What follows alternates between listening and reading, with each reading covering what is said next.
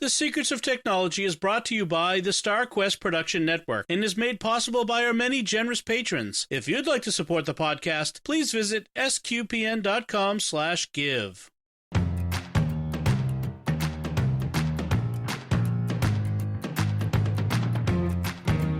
Hi, I'm Dom Bettinelli, and you're listening to The Secrets of Technology, where we discuss the technology news that's important to you from a uniquely Catholic point of view. And joining me today is Joanne Mercier. Hey, Joanne. Hey there, hi there, ho there, Dom. So, Joanne, it's become a kind of a tradition with us where about once a year, you and I sit down and talk about cutting the cord with the latest news in, you know, when people say cutting the cord, it's getting away from cable and getting to streaming services or over-the-air TV. I mean, really, at this point, most people I know, at least people who probably listen to tech podcasts, are more cord cutting than cable users, cable TV watchers, in the sense of lots of people are doing most of their watching via streaming services of one sort or another, even if they still have like basic cable or something like that. So this time we're going to talk less about over-the-air sort of TV things and the transition away from cable. We'll continue to talk about over-the-air stuff in maybe another kind of episode, because we got a lot to cover in just talking about what's new in streaming services since the last time we talked, because a lot has changed in the last year with regard to streaming. Oh, yes, it has. So we'll talk about some of the big trends, and then we'll get into some of the specifics with the big services that we're using, and maybe even some of the smaller ones. But one of the big trends in the past year, in 2025, has been the growth of paid and free ad-supported tiers within streaming services. So you can.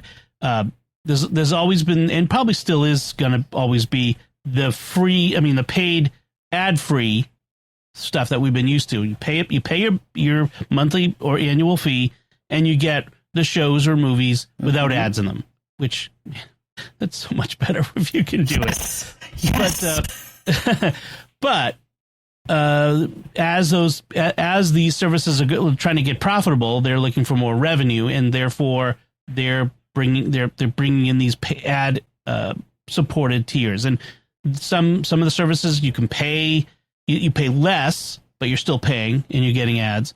And then there's a few out there where it's free ad supported tiers. They call it FAST. That's the acronym, because we got to have acronyms. Free ad supported tiers. And so there's a variety of them. I think Roku is a leader in offering free ad supported channels, that sort of thing, which is basically traditional TV. It's shows interrupted by ads, which you can't skip.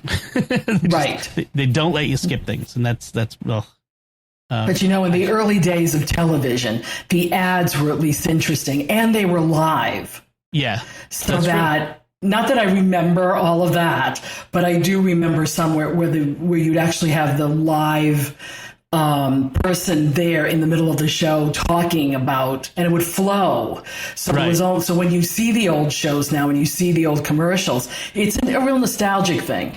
The commercials we have on these fast channels and even streaming services now, they're horrible. It's the same commercial every time the algorithm interrupts in the wrong place. Right. I think Netflix has been getting better at figuring out where to interrupt. A lot of their shows now are actually it's doing it in between scenes and stuff, which is what you want. Yes. But even like last night, I was watching. I'm rewatching the first season of Three Body Problem, which is an interesting sci-fi series, and it pauses, and the screen's blank. Like the ad's not playing, the show's not going, and I'm like, I hit the pause button, hit the play button, I hit the fast forward, and then it jumps into the ads. I'm like you're interrupting my show to show me the ads. Show me the ads and then get back to it. So I just like it when they're in the middle of a sentence. Yes, and it's like, and then here comes the ad that you've just seen 4 times before. Hulu is the worst for this. Right. Yes, I know. I'm getting Hulu for $2.99 a month with Disney on the, on the Black Friday thing. But come on, people. You're not selling me on the fact that, and see, this is the problem. You're not selling me on the fact I should get ad-free, because then you make getting your ad-free either too much money or hard to get. Well, and the thing is, and we'll get into this more, I think, the economics is actually works out better for them if more people are on the ad-supported tiers, because they make more money. Even on the free ad-supported ones, they're actually making more money, partially because regular broadcast TV used to be a huge money machine. That's the only place you could advertise for a lot of these companies, right? That was the advertising. Newspapers, radio, and TV. That was it, and TV was the thing. Now, it's kind of been distributed internet advertising, all this sort of stuff. But broadcast TV is not as good a place to advertise anymore, not like it used to be. And so a lot of these advertisers are looking for places to advertise, and YouTube and that sort of stuff is fine. But they're flocking to these because it's a model that they understand. And so these streamers are going to make more money. That's not even gonna. They do make. It's in their best interest to push us to ad-supported tiers, even if it costs us less per month. But it means that then we have to put up with the ads, and hopefully the ads will get better over time, and the technology for inserting the ads will get better over time. Because at the moment we're in this awful transition. I think we've been saying this for about 3 or 4 years now, and they're not getting markedly better. Maybe some streamers are better, but not markedly. Yeah, it's better. It's not the way it should be. That's for sure. No. So there's also another trend, which is people like you and me, consumers. There's a lot of subscription fatigue. Everything is subscription now. Everybody's feeling nickel and dimed. And in an era of economic uncertainty, people are still squeamish about the economy, and people are pulling back on stuff. And they're saying, do I need to have all of these services? Do I need to so people are being pickier, and they're pulling back, and that's another reason why these streamers are struggling some. I think for something like that, you really need to poll your household once a month and say, okay, what are you watching? What are you not watching? Right. Because I do this with my husband. Now, my husband gives me all autonomy in the streaming services and all that, because he says, you do a better job at it.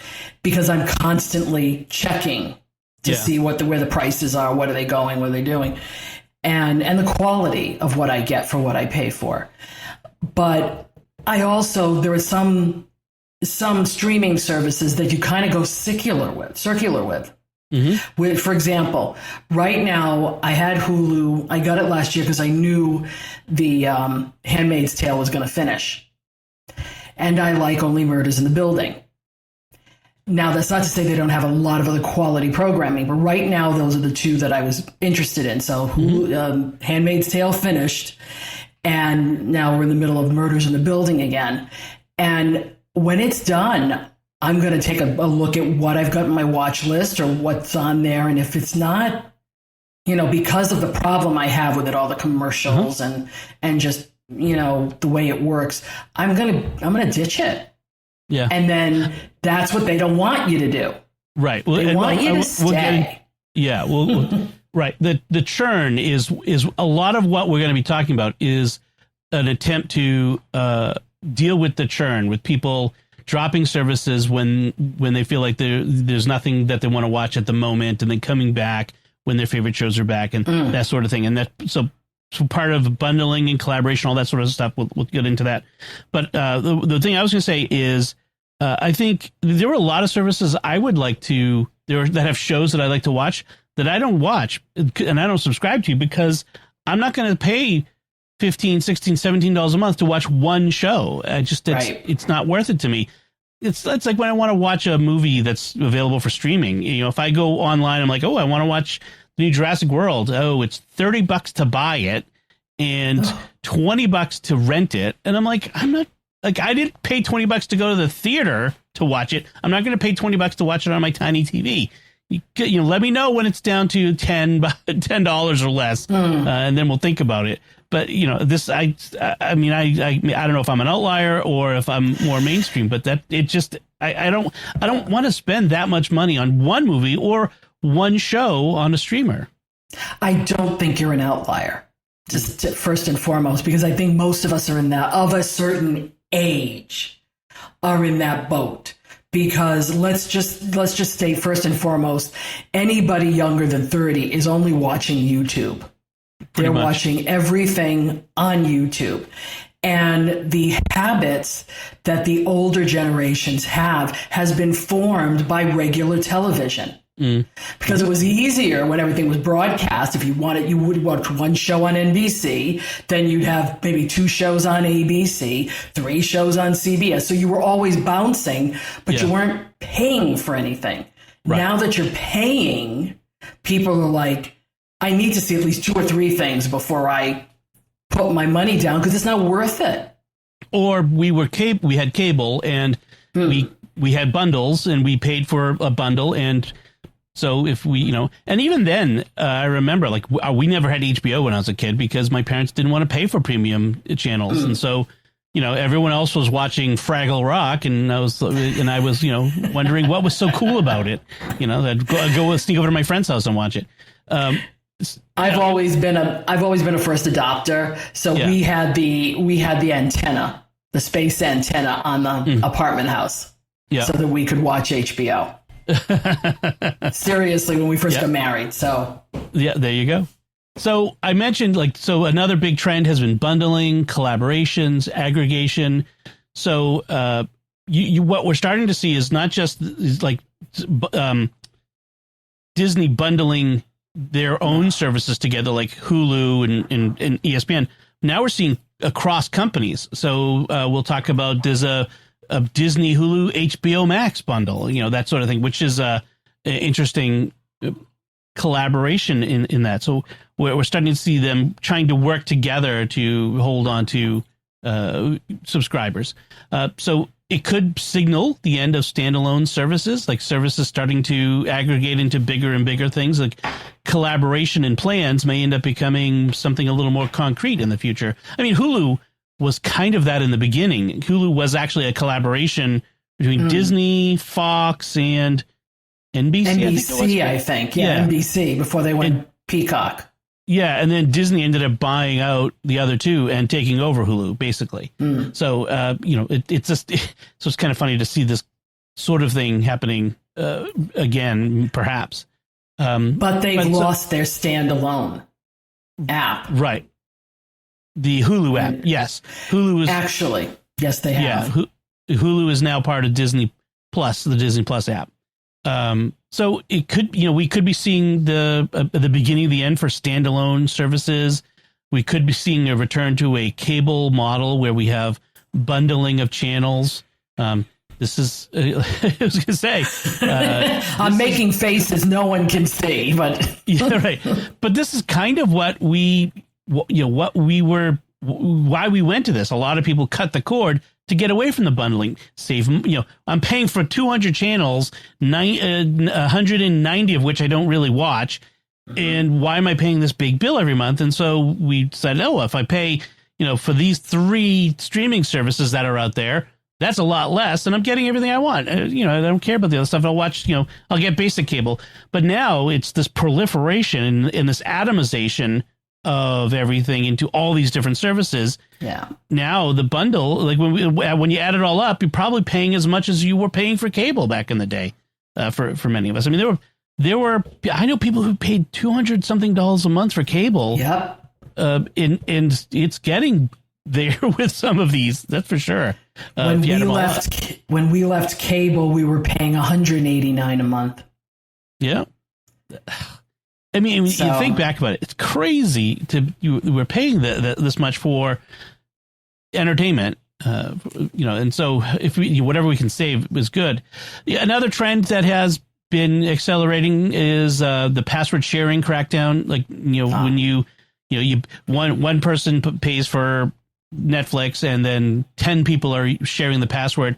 These services are now cracking down on that, and now you have to pay for extra members, which is another amount of money per month. And so if you have a family that you have your Netflix account and your adult kids have moved out to college, or they're moved out on their own, you can continue to have them on your plan, but it's another $10 a month on top of the 18 or whatever you're already paying. So that's become more of an issue. And then, well, they perpetuated that because in the beginning it was a marketing stunt. Yeah. Share your password, let your friends get to see this. And then when they realized how much money they were bleeding, then all of a sudden, no, let's get them all back. But then again, the consumer also took advantage of it, because I still know people who have 10 people on their password account. Right. And it's like, and not even related people. Yeah. No, it's like, and they gave it to somebody who broke up with somebody who still has it. So it's like, I will admit, full disclosure, I have maybe one or two accounts that has someone else on it, but that someone else is a very close friend who right now can't afford it. So I'll take my chances until they decide to, but the person lives close enough so that it's within a geographical, realistic geographical area. It's not California. Right. It's probably within like the IP address pool for your carrier, that sort of thing. So it makes, So, and then you had added a couple things to this list of trends as well, Joanne. Something about getting harder to afford ad-free tier. And see, they don't make it easy, or it's so flipping high to get it. And they're discouraging you from doing it. So all they're doing to me personally is making me choose. It's like, okay, so I like more shows on HBO Max than I do on Disney. You are the weakest link. Goodbye. I'm just rather than pushing you to a higher tier or to a more profitable tier for them, they're pushing you away.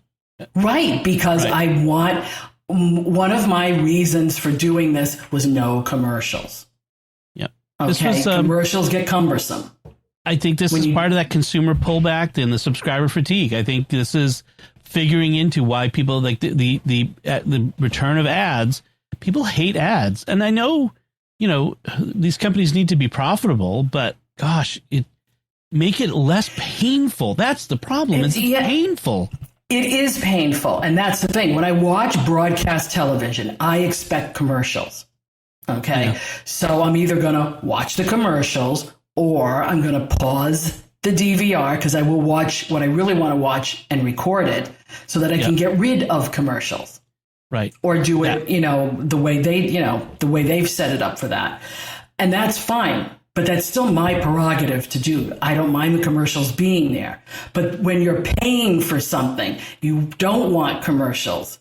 And the disparity between what you would get with commercials and what you would get without commercials monetarily, I'm sorry, that's way out of line.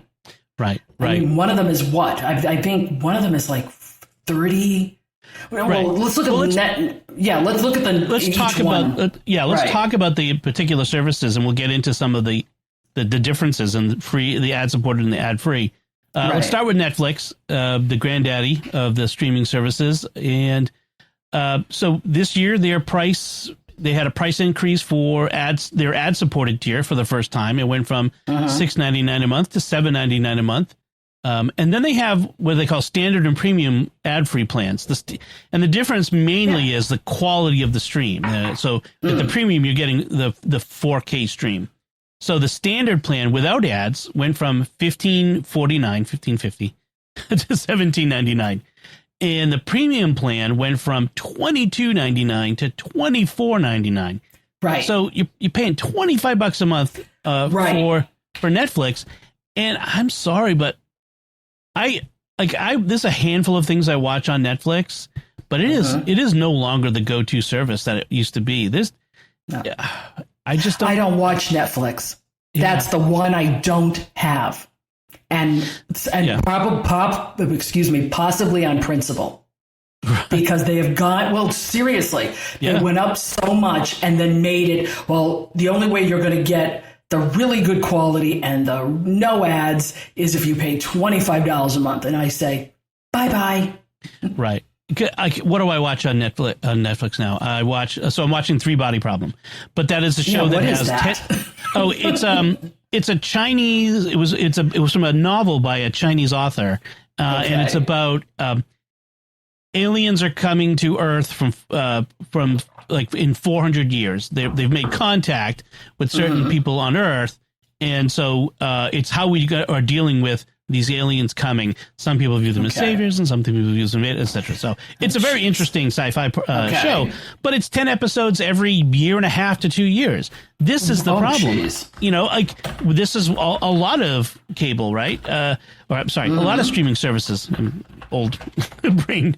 That's okay. I get that. It's where like what else am I watching on Netflix? I started watching the second season of Wednesday. Wasn't as good as the first season. Really? I watched. Yeah, I didn't like it as much. Got I don't know, borier. I don't know. And then so what else do I watch? I've been watching Cobra Kai, but I watch like one episode of that every 6 months. It's like it's not a must see for me. I kind of enjoyed it. It's a bit nostalgia, fun. I've been watching The Recruit, which is a Netflix show.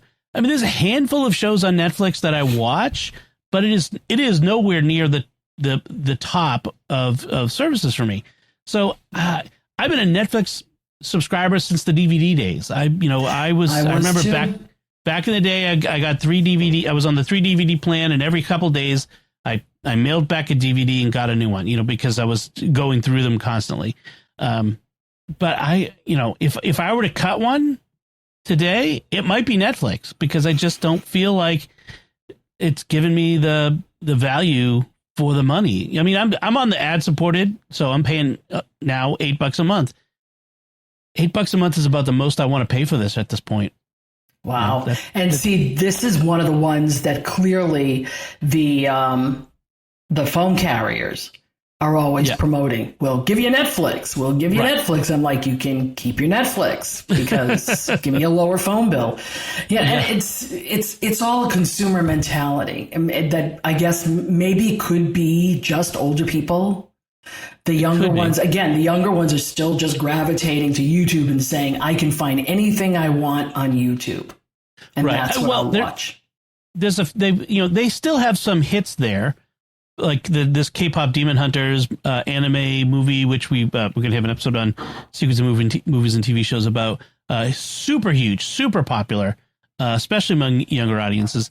So there's things out there, but it's a movie. It's a one shot. You know what I mean? It's like get Netflix for a month for $8, watch that and a handful of other things, and move on.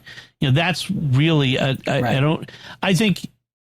If anything, Netflix may become one where I subscribe a month at a time, and that's it. Excuse me, a little bit of cough. Also, the having an extra member on your plan, like I mentioned before, that also has gone up by $1. So another increase. So Apple TV Plus, kind of a niche streamer. It's not. It doesn't have a giant back catalog, but what they do have for original program is great. I mean, they are a premium. Slow Horses, Ted Lasso, Severance. There's other ones that I don't currently watch, but I know are really popular. But these are huge. The Morning Show is what I'm watching now. Right. The Morning Show. Huge audiences. People love it. They just increased their monthly plan kind of substantially from $9.99 to $12.99. So about a $3 increase a month if you're getting it standalone.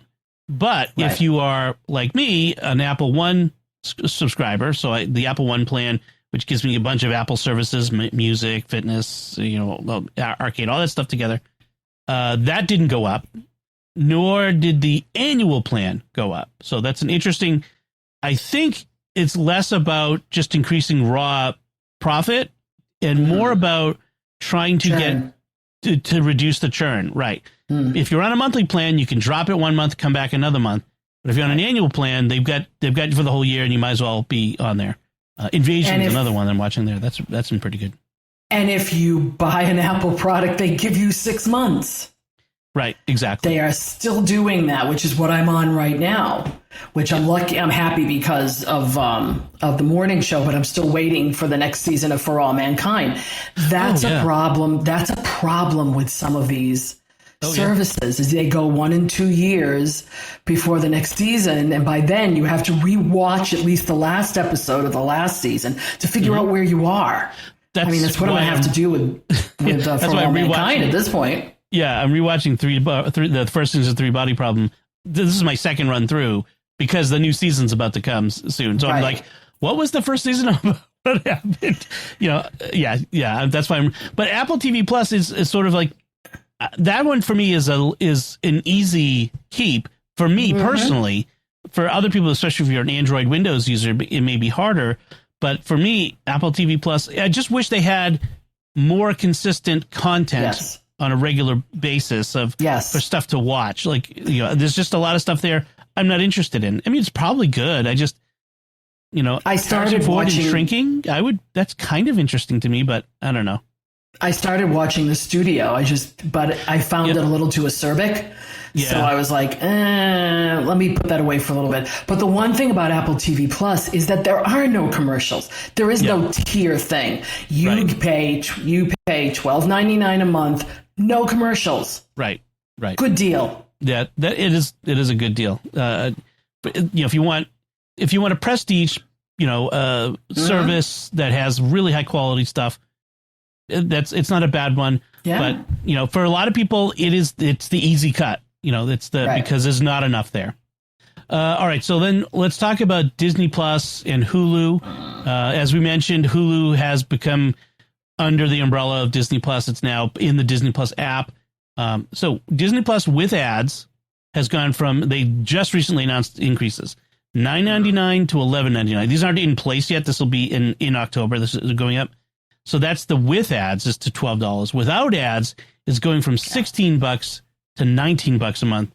And I'm currently no ads on Disney Plus, but I don't know if I can justify $19 a month for I like Marvel stuff. I clearly love Star Wars, but there's not enough new Star Wars there, frankly. They all, like, Andor is done, the Mandalorian is done, like all of these. There's no new Star Wars series. There's no new Marvel series that really grabbed me. The most recent series have all been kind of meh.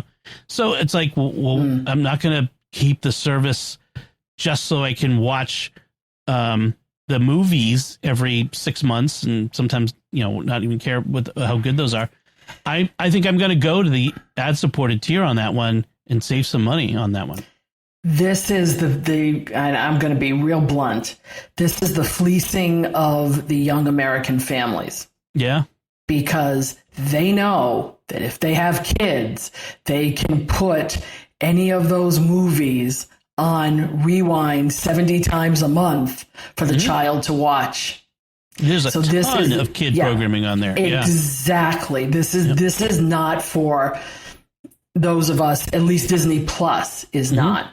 But when you get into the Disney world, they've got National Geographic. Yep. They've got Hulu. They've got, I'm trying to think of a couple of the others they have, but I see the lineup across the bottom and I'm like, I'd like to have National Geographic by itself. And I'd like to have, Hulu by itself, but I can't anymore because I came into Disney Hulu because of Hulu.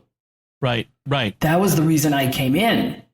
So Disney doesn't, I love Disney, but it doesn't, I'm not a, mouseier person. I just don't do that. Or a Star Wars person or a Marvel person. Like if you're any of those, it may be a good deal. But like I said, even then there's less new content coming for those, even under those brands.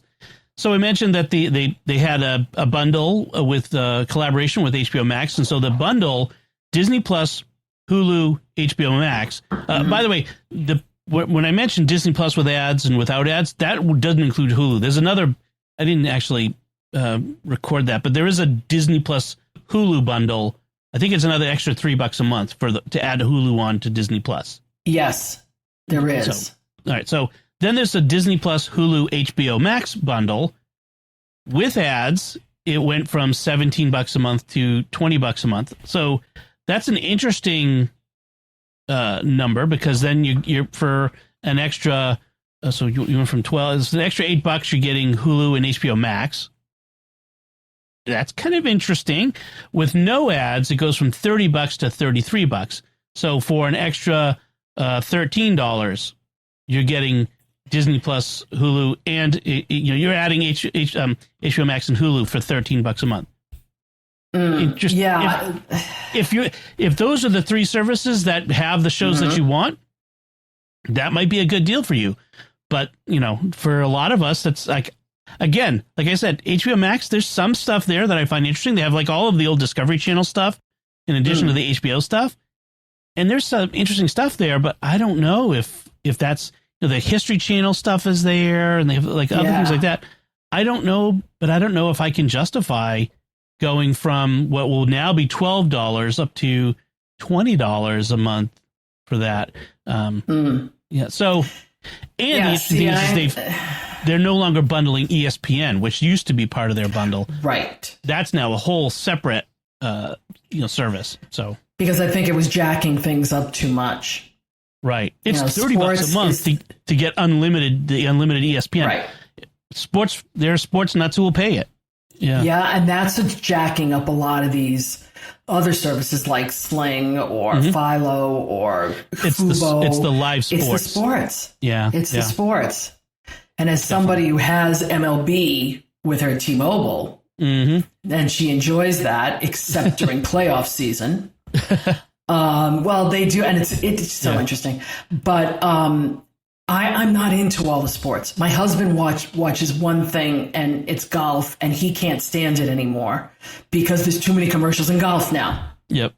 And he has this whole big diatribe about, just so we can pay the last place finisher $300,000 for showing up. Yep. So.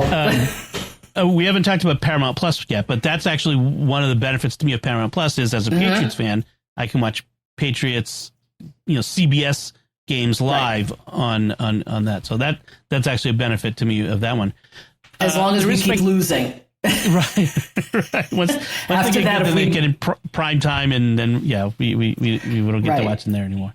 Right. But are we moving on to HBO itself now? Yeah. Let's talk about Discovery Max or HBO Max. They keep changing the name of it. Well, see, this is the crazy thing. I do like the HBO Max because of its back catalog.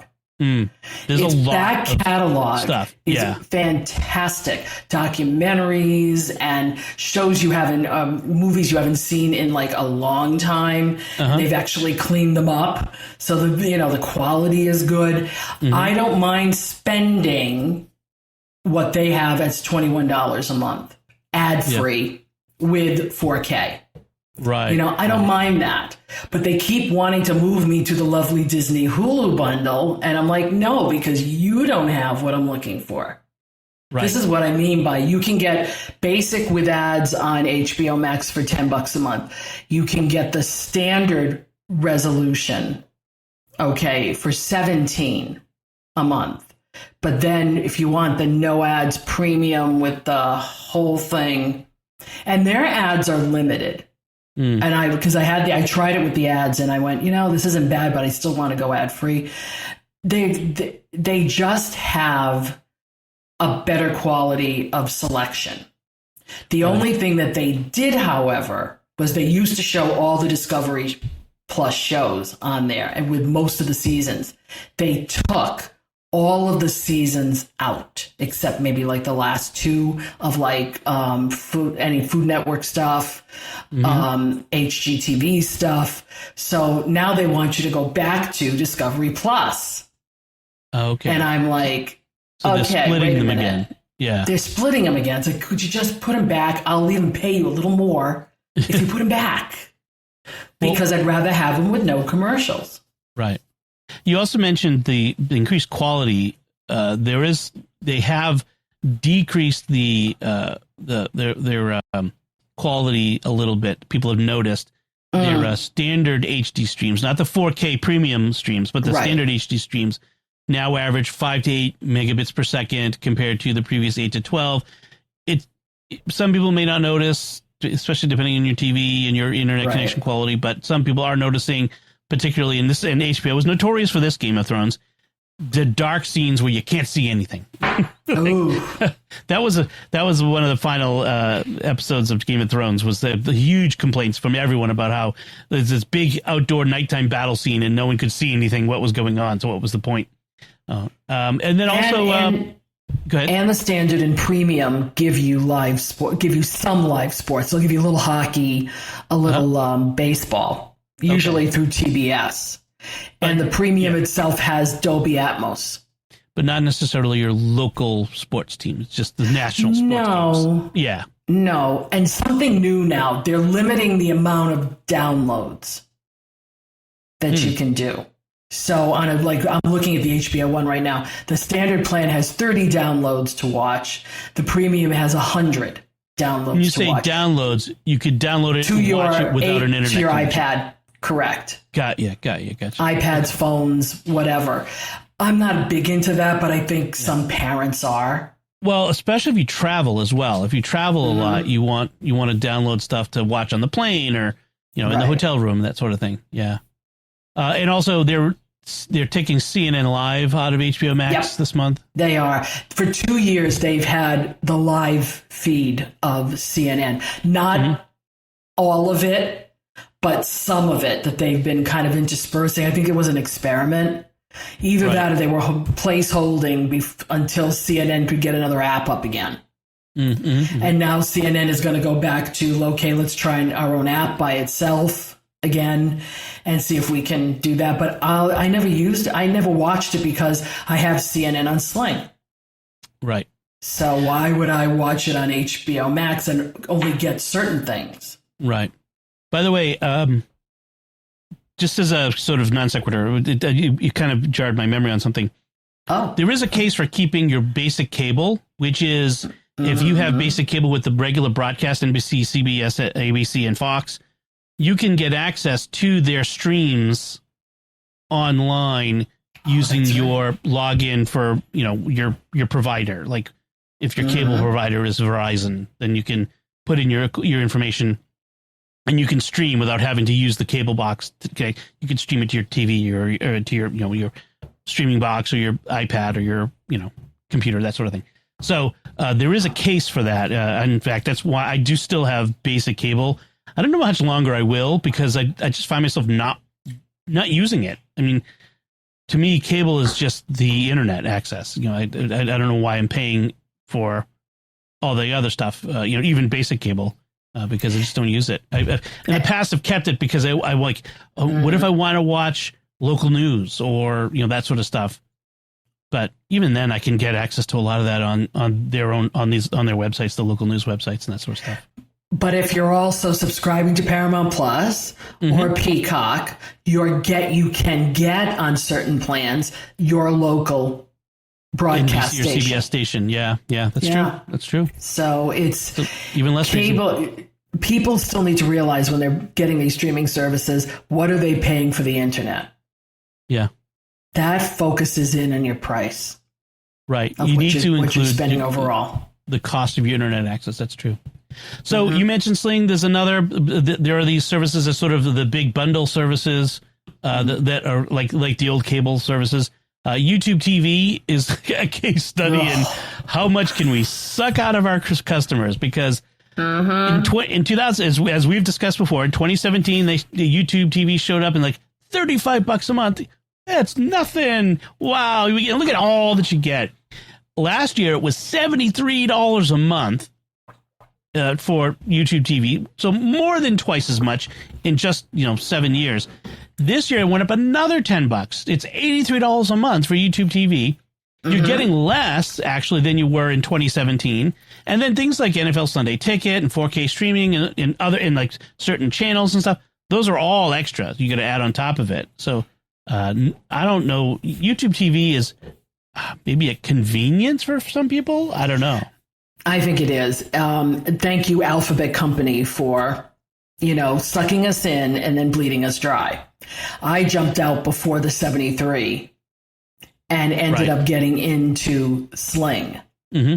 And Sling is something that you can adjust. Yes, it starts at $45 a month, but if you want more, you can put more. If you don't, you can use what they have. It is for people like my husband and I at times who want, must-see TV at a certain time, doing a certain thing.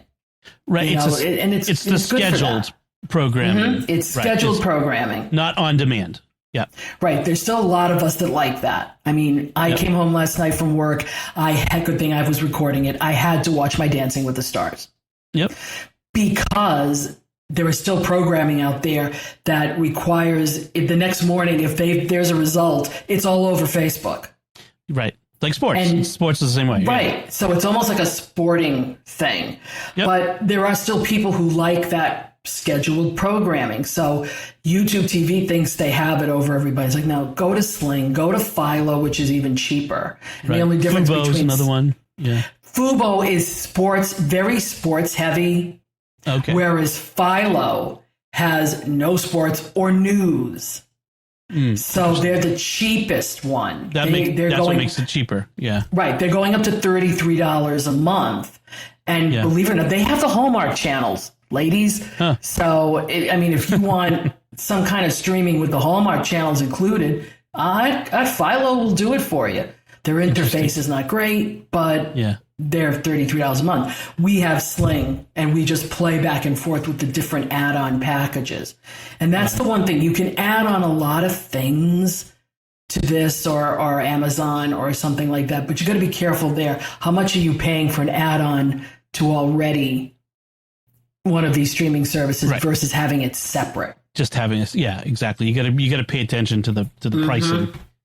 One thing you mentioned, that scheduled programming versus on demand. A lot of younger people who are getting into this are turning to some of these scheduled free, like Pluto has free channels. Like a lot of them are fast; they're free ad supported, but they're also scheduled. So it's whatever's playing now when you tune in. There's a scheduling grid, and you can look at the schedule. But it's not like I want to watch this particular show at 9:15. Because this is when I'm sitting down. No, it's whatever's playing started at 9, that sort of thing. Just like, in other words, like old TV. They're rediscovering old TV. Right. And what's happening, Tubi, Pluto, and Sling has fast channels. Philo has fast channels. Yep. And you can plug into all of that. So you can get a service like Sling, for example, you may have 45 or 50 channels, and then add another 200 in fast channels. Yeah. And now you can watch Al Jazeera, the best of America's Got Talent, Cook's Country. They run it all day long. Yeah, if that's what you want, but the commercials there are worse because the algorithms in those are horrible. Nobody is looking for the scene breaks, that sort of stuff. It's just randomly showing up. Yeah. No, they're putting 2 teaspoons of something in and they're going to a commercial. Wait a minute, what was that they were putting in there? Yeah, exactly. So Amazon Prime is another service out there, and the interesting thing with that is there's no real changes this year. Amazon, last year they added commercials, an ad tier. In fact, it was sort of they had the standard system, the standard part of your Amazon Prime subscription, but everyone's going to get ads. If you don't want ads, now you have to pay a little extra a month. So that they kind of did it reverse. Everyone's getting ads. Now pay a little extra to not get ads. Here's the thing with Amazon Prime. If you have an Amazon Prime account, use this. Yeah. Because it's not bad. The commercials, I would say, are some of the better placed ones. Yeah. And they do quite a few at the beginning. So they'll do quite a few in the beginning, and then they'll place one to, especially when you're watching a movie, they don't get outrageous with it. So Right. I don't get as upset with Amazon, but it comes with my Prime membership. So It's just a matter of watch your Prime membership. I was saying to Kevin the other day, we spend $139 a year for Prime. Right. And we've saved $159 this year so far. I'm like, in shipping and yeah. And I'm like, it's getting close. It's getting a little too close. Yeah. So. Yeah. That is actually, it is. That's a whole nother discussion about just these membership fees, just to keep an eye on them to make sure you're actually getting the value out of them. You mentioned earlier Plex. Plex is a lot of different things, but they do have Plex Pass, which gives you access to Plex you install on a computer or on a NAS or on a various different places. You put the client on your computer, on your Apple TV, on your Roku, whatever, and so you can stream. You can rip DVDs and put them on your Plex and watch your old movies or TV shows there. I've done that. They also have a lot of these free channels. They do have the fast channels. And so so it's there. I mean, I don't know. I don't watch that stuff very often. I glance at it and say it's nothing I'm not really that super interested in. Oh, wait a minute. You don't want to watch The Price is Right all day long? Because they have two different channels. The Price is Right with Bob Barker and The Price is Right with Drew Carey. So if I ever come down with a cold, I am going to turn on the Bob Barker one with some tomato soup and ginger ale and relive my childhood. There you go. But the thing with Plex is, man, their price is jacked. So they had a lifetime subscription possibility, which is what I have. It was $120, but I've had Plex for a decade now, so I've saved my money, on the annual or monthly. But they went from $120 to $249 for the lifetime. I mean, man, that. I don't know how unless you want to access your ripped DVD content away from home, stick with the free tier and do without the paid, because I cannot see how you could justify it otherwise. Yeah, see, I got both Plex passes because I have one of these at work. Both of them I got for under 120 because I caught it on their specials. Yep. And especially the one at work where everybody in the two churches are using it for different things. I need that content streamed away from the main box. Sure. At home, I have a couple of people who do, log on to my, I'm got a server here with a whole bunch of things. Yep. So it's worth it. But if you're not, I don't know if I'd spend the money at this point. I would try it maybe for a month or two, see what I think, because you can still do the monthly, I believe. Yes, so, there are monthly plans too. Yeah. Dude, that's how I started. I did the monthly for maybe about 6 months, and I said, yeah, this is going to be worth it. So then I moved to the annual. There are also some free open source alternatives out there. Oh, yeah. And Infuse and Jelly Roll? Jellyfish? Jellyfin. Jellyfin. Yeah. Jellyfin. If I were starting off, I might be looking at that instead of Plex. Yeah. I think, in fact, you mentioned, I think I paid $80 for a lifetime when I got, it was. That's what I paid. Yeah. But I did then. Far cry from $249. Exactly. So we're kind of running low on time. So I want to quickly go through some of these. Fox One is new. It's a bundle of all the Fox broadcast networks the Fox on network, the Fox FX. That's $20 a month. Paramount Plus has changed corporate ownership, and so it'll be interesting to see what happens there. But right now, they bundled Showtime into Paramount Plus Premium without any price changes. So now it's just part of the premium. I came this close to getting rid of it because of Colbert.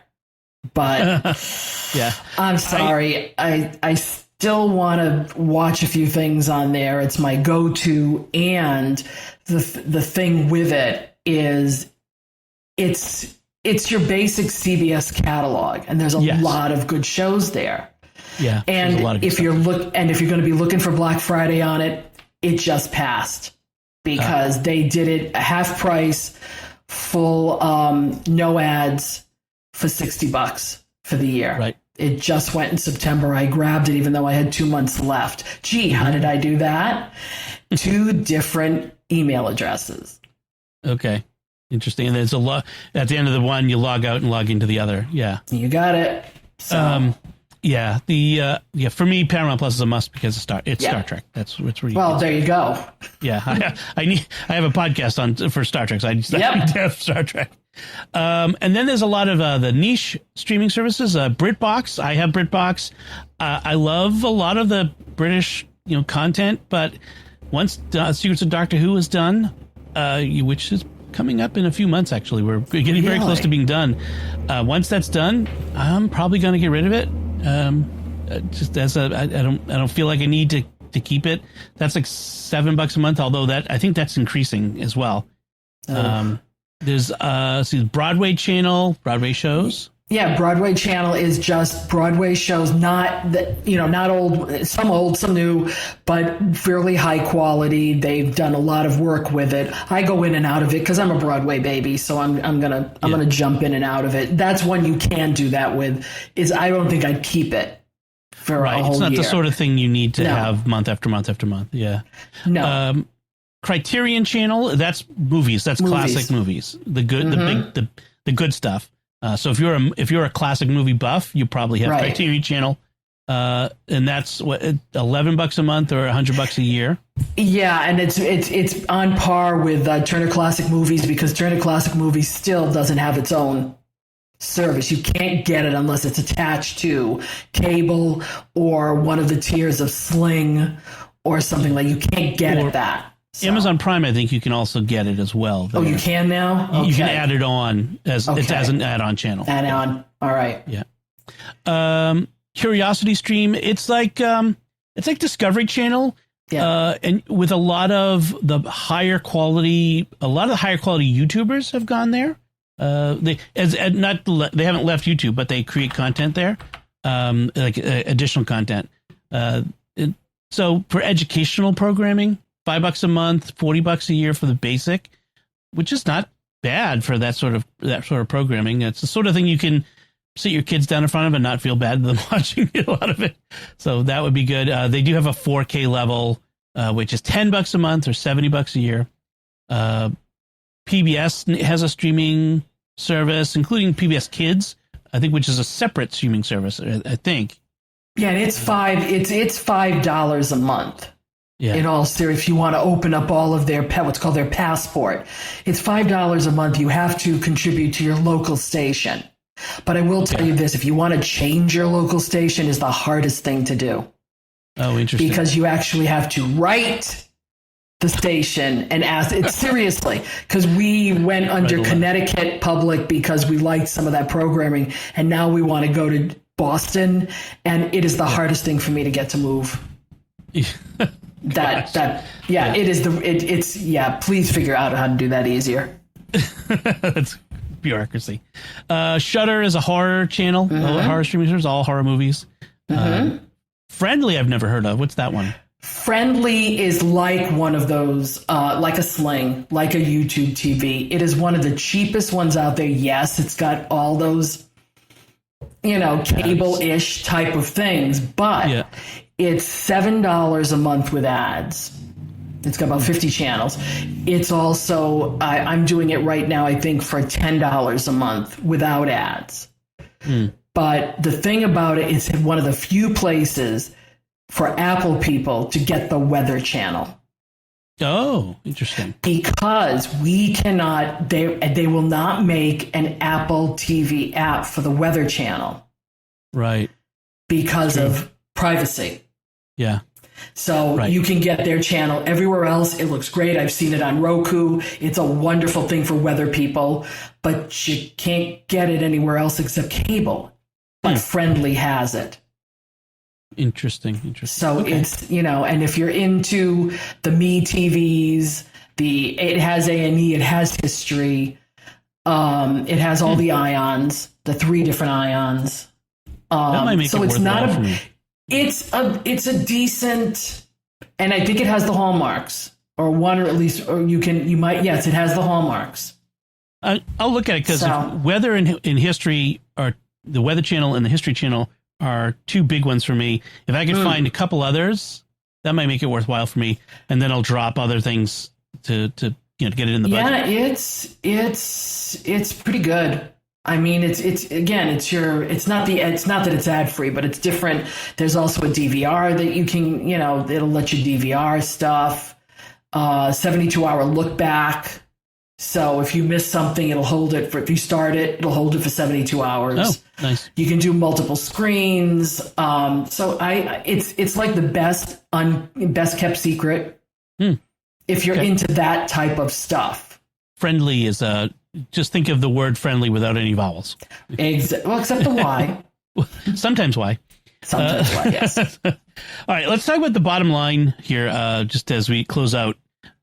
So with streaming, we're looking at increased complexity, more tiers, paid ads versus no ads, free with ads, extra charges for account sharing and add-ons. They're more enforcement of location or household rules. The ad-supported plans, like I said, make the streamers more money than the premium plans, and so they're pushing us to ads. So ads is our future. There's going to be more bundling, more collaboration, probably fewer standalone services under the company title, like the Disney Hulu thing. Hulu is just going to become part of Disney, probably. More aggressive promotion of the free ad-supported plans as a lower barrier to entry. I think that's one of the things they want to. This is one of the reasons why we have these free ad-supported fast channels. Is they want to bring in new customers as this, give them a taste, get them hooked. The whole drug user business model. Yes. As a result of all this, there's more churn than ever. People are are dropping channels permanently or temporarily. More, I think people are just are getting more used to doing that, and I think it's good for us as consumers, and it puts pressure on these companies to make sure that what they're adding value and not just money to the bottom line.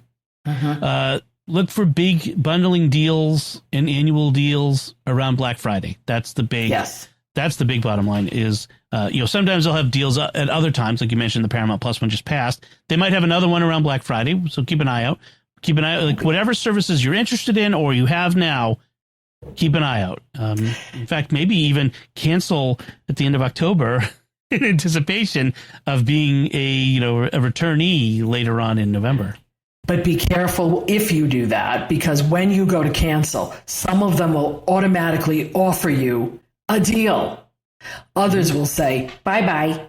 So you have to be ready. The whole thing with consumers is you need to know your family and what you watch, and then just plan accordingly. If you want to use, a spreadsheet like I do, and to keep the subscriptions, I know what I'm paying every month. And if you're that manic, do it. And watch your subscriptions, because they will renew if you're not careful. At whatever price they're now going to renew at. And then it becomes, oh no, wait a minute, why am I paying all this? You've let it go. So you've got to keep track of all this. That's the smartest way to continue to do streaming. It's not like the old days when you just, cable, you paid your cable bill every month and you got whatever came in. You have to be a smart and active consumer. If you want to not get fleeced, if you want to keep more of your money, and these days, we all could keep more of our own money. That's for sure. All right, so we'll probably talk about the Black Friday deals when we get closer to Black Friday. So as things come up, we should keep an eye on that for our next time together. And let's move on to our picks of the week. Before that, I do want to take a moment to thank our patrons who make it possible for us to create the secrets of technology, including Father Eric F., the Militant Millennial, Rachel S., Mark F., and Chuck C. Their generous donations at sqpn.com/give make it possible for us to continue the secrets of technology on all the shows at StarQuest, and you can join them by visiting sqpn.com/give. Just think of all the money we just saved you on your streaming services. You could just throw a couple of bucks of that each month our way and help us out. Keep going. So that's good, Dom. Thanks. Just thinking, I was thinking of the Mother Angelica. Put us between your cable bill and your phone bill. So, picks of the week. Joanne, why don't you go first? What's your pick this week? This is a pick for if are you tired of spending all that money on Adobe products? Yes. The Affinity folks have their Publisher 2, Designer 2, and Photo 2 for iPad free right now. Now, here's the caveat. Okay. At the end of October, they're planning a big announcement. Don't know what it is. But I'm sure these folks know that Microsoft Publisher is leaving next October.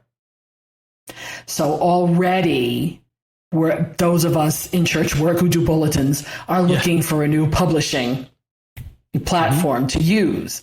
I've been looking at Publisher. It's a little complicated for my folks, but I'm trying to see maybe it's going to be easier in the next innovation. I don't know. But right now, if you've wanted to look at these, and they are decent products, I've worked all three of them, then get them for free. You cannot download them from Mac.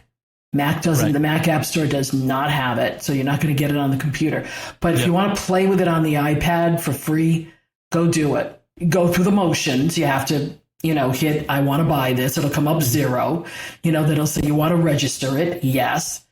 And you're free, and it's full bodied. There's nothing missing. Right. So if you want to play with them, see how they work, and then watch for the end of October to see what they're going to come out with next. But it's a good way to try something out. Yeah. Affinity Publisher is a page layout. Affinity Designer is like Adobe Illustrator, and Affinity Photo is like Photoshop. So, and again, full featured. Yeah, they are pretty full featured programs. I know people who love them. Editor's Choice Awards from Apple's App Store. So, and there you go. And you can't beat free. Free is always good. Free is good. All right, excellent, good pick. So my pick is sort of a response.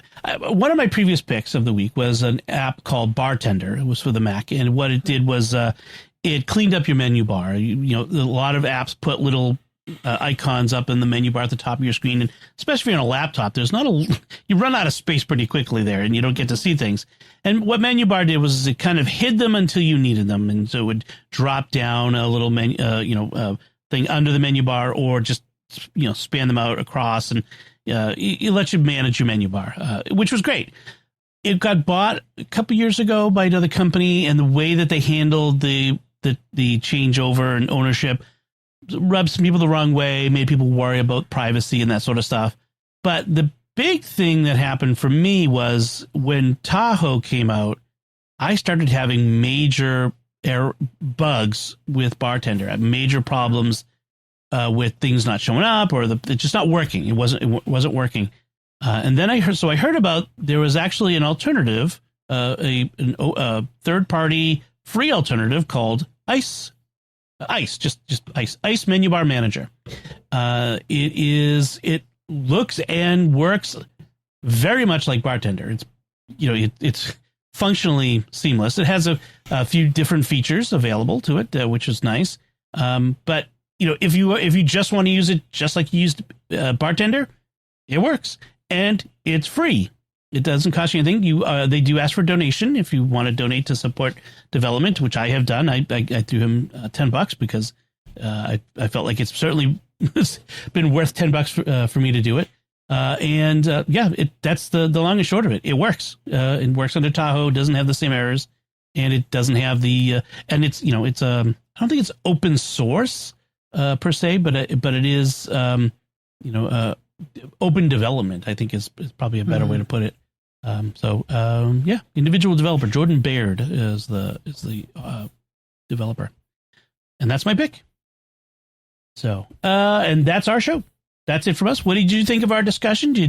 Are you a cord cutter? Are you a streaming service user? Do you have any questions or any tips on that you want to share? Let us know by commenting on the show at sqpn.com/technology, or the StarQuest Facebook page at facebook.com/StarQuestMedia, or send an email to technology@sqpn.com, or visit the StarQuest Discord community at sqpn.com/Discord. We have great discussions going on over there right now. There's a great discussion going on about AI. We had our AI discussion last week, and so about AI, the AI actress, if you remember that one. So there's great discussions going on over there about that. You can find links from our discussion and our picks of the week on our show notes at starquest.fm/TEC317. We would really appreciate it if you would write a review in Apple Podcasts or anywhere you can write reviews of podcasts, and leave a rating, a nice 5-star rating, and share the podcast with your friends. That helps us grow this community and reach more listeners. I think we provide a lot of great content that helps people, like today, help you save money, but help people use their tech in thoughtful ways. And so we would appreciate it if you help us get the word out. Until next time, Joanne Mercier, thank you for joining me and sharing the secrets of technology. Thanks, Dom. And once again, I'm Dom Bettinelli. Thank you for listening to The Secrets of Technology on StarQuest.